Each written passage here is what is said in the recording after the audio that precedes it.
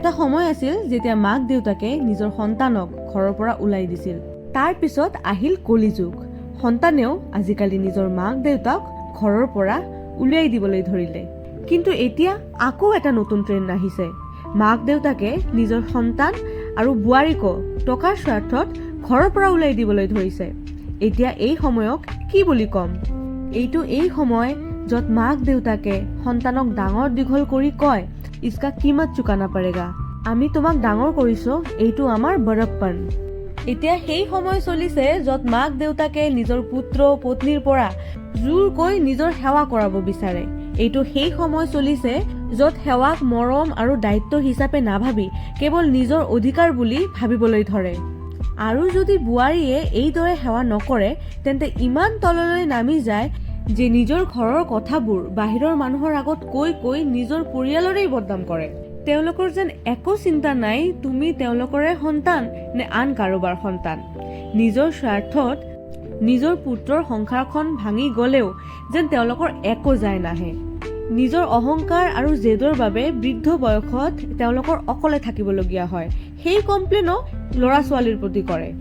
তেওঁলোকে এতিয়াও বুজি পোৱা নাই যে আজিৰ যুগৰ সন্তান পুত্ৰ বোৱাৰীৰ আটাইতকৈ ডাঙৰ লোভ টকাৰ নহয়, শান্তিৰহে।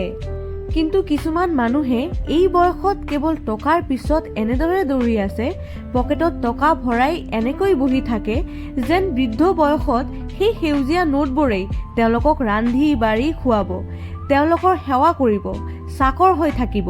চাওক, পইচা বহুত ইম্পৰ্টেণ্ট। পইচা থাকিলে আপোনাৰ সকলোবোৰ কাম আপোনাৰ সহজ হৈ উঠিব।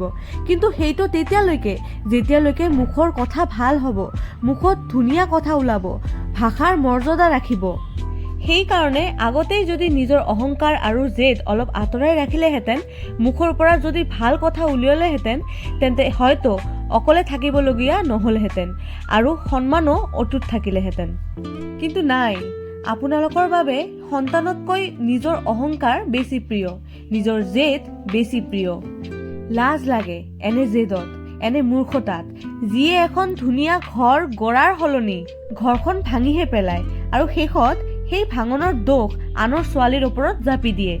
সন্তানক পোহপাল কৰি ডাঙৰ কৰাটো উপকাৰ নহয়, ই পিতৃ মাতৃৰ দায়িত্ব আৰু সন্তানেও পিতৃ মাতৃক সন্মান কৰাটো নিজৰ দায়িত্ব। কিন্তু কোনো সম্পৰ্ক কেৱল টকা, জেদ আৰু অহংকাৰৰ ওপৰত জীয়াই নাথাকে। ঘৰখন জেদ আৰু অহংকাৰৰ ওপৰত জীয়াই নাথাকে, বৰঞ্চ মৰম, সন্মান আৰু বুজাবুজিতেহে জীয়াই থাকে। আজিকালি মাক দেউতাকে সন্তানৰ সুখতকৈ সন্তানৰ সম্পত্তিৰ হিচাপ বেছি কৰে। সন্তানক ডাঙৰ কৰাৰ নামত গোটেই জীৱন ঋণী কৰি ৰাখিব বিচাৰে। পুত্ৰ আৰু বোৱাৰীৰ মাজত যদি বণ্ডিং ভাল তেনেহলেতো কথাই নাই, বোৱাৰীৰ কথাত চলে বুলি কয়, কিন্তু পিছত যদি পিতৃ মাতৃৰ কথা নুশুনে, অবাধ্য সন্তান। নিজৰ ভুল স্বীকাৰ কৰাটো একদম অসম্ভৱ কথা। তাৰ সলনি সংসাৰত যিমানবোৰ অশান্তি আছে সকলোবোৰ দোষ বোৱাৰীৰ ওপৰত জাপি দিয়ে। সন্তানক ওচৰত বিচাৰে, সেইটো খুব ভাল কথা, কিন্তু সন্তানৰ জীৱনত অতিৰিক্ত হস্তক্ষেপ সেই সংসাৰখনত যে কি অশান্তিৰ সৃষ্টি কৰে, সেইকাৰণে সন্তানৰ পৰা নিজৰ দূৰত্ব নিজেই সৃষ্টি কৰে। আৰু যিকোনো আৰ্গুমেণ্টত জিকা মানে সিহঁতে ৱৰ্ল্ড কাপ জিকাৰ নিচিনা ফেণ্টাসি। বৃদ্ধ বয়সত সন্তান কাষত নথকা, সন্তানৰ সন্মান নোপোৱা কাৰণটো কেতিয়াবা হ'ব পাৰে সন্তান নহয়, নিজৰ ব্যৱহাৰহে। শেষত এটা কথাই ক'ম, জীৱনত টকা পইচা উপাৰ্জন কৰক, সম্পত্তি বনাওক, নিজৰ ভৱিষ্যত সুৰক্ষিত কৰক, কিন্তু সেইবোৰৰ বাবে আপোন মানুহবোৰক হেৰুৱাবলৈ নধৰিব। কাৰণ টকা থাকিলেই ডাঙৰ ঘৰ বনাব পাৰি, কিন্তু সেই ঘৰত হাঁহি মাতি কৰিবলৈ আপোন মানুহ নাথাকিলে সেই ঘৰখন এখন খালী কোঠালি যেন লাগিব। সেয়েহে জেদত নহয় মৰমত জিকক, অহংকাৰত নহয় সন্মানত জিকক।